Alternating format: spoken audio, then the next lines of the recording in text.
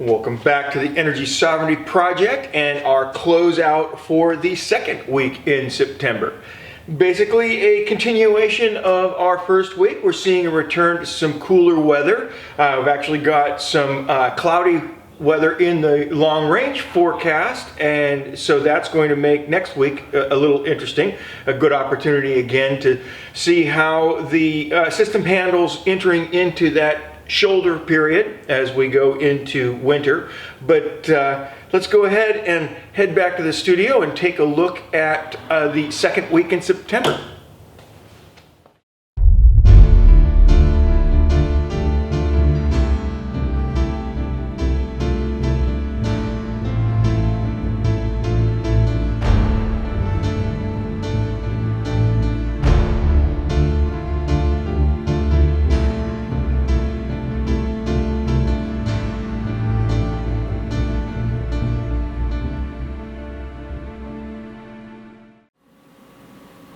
Welcome back to the studio.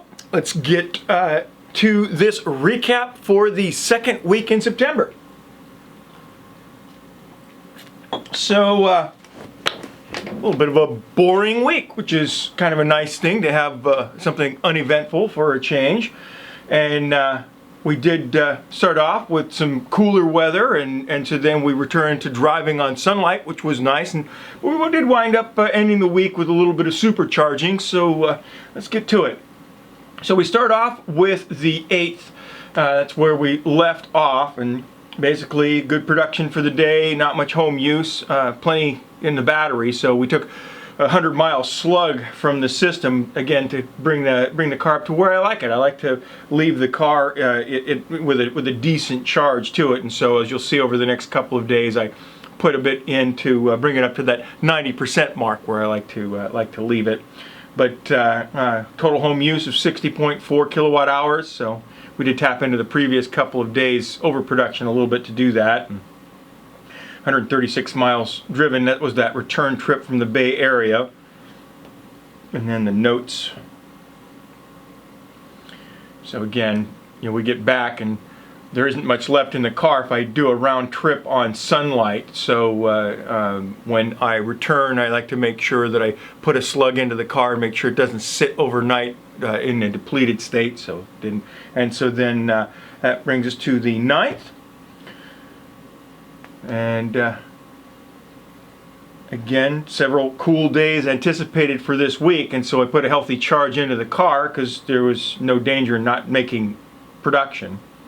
15 kilowatts to the car. That brought the total day up to a 35.7 kilowatt hours of use, mostly due to the cool weather. Several times a week we actually had the AC shut off most of the day, but the icon still shows there because we did use the AC a little bit in the early evenings to kind of just get a jump start on the evening cool.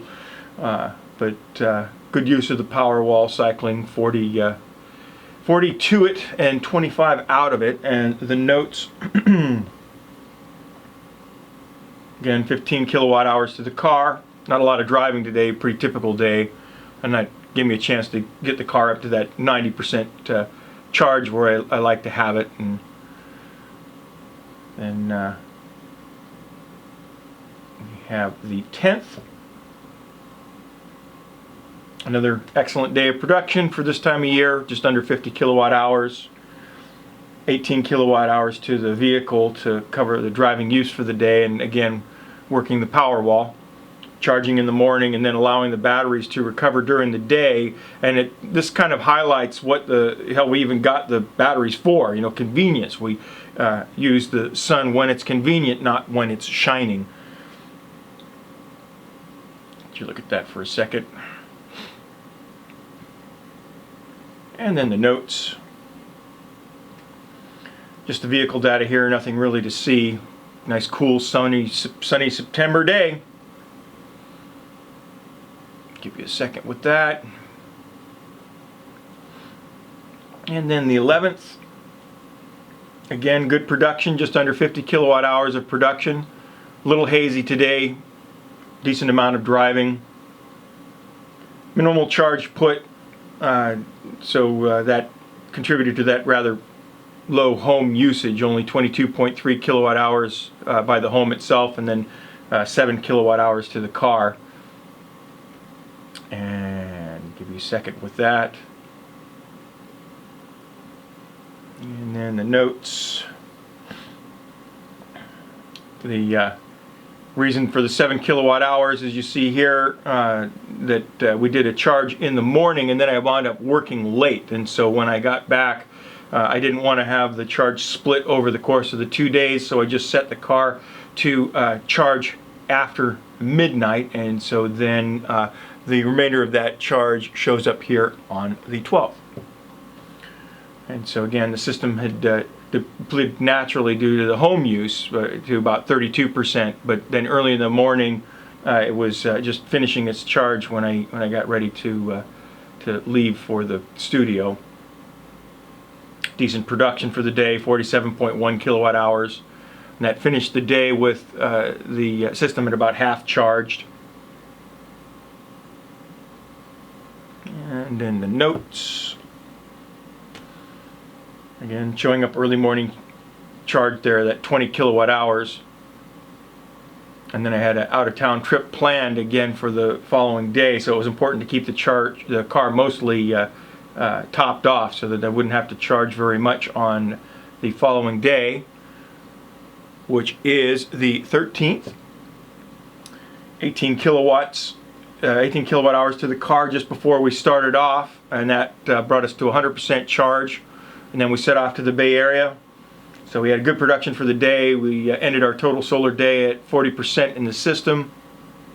Some consumption was elevated a little because of that AC use and some baking that was being done.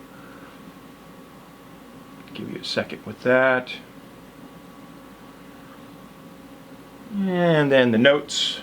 Falling down a little bit on my job with the notes, but there really wasn't much to report. They had a slightly elevated temperature, but nothing really meaningful. And showing that 18 kilowatt hours that was put to the car, and then the vehicle data there. And then we have the 14th. And here's where it gets a little interesting. You can note the supercharger and the sunlight miles. Both of those are valid.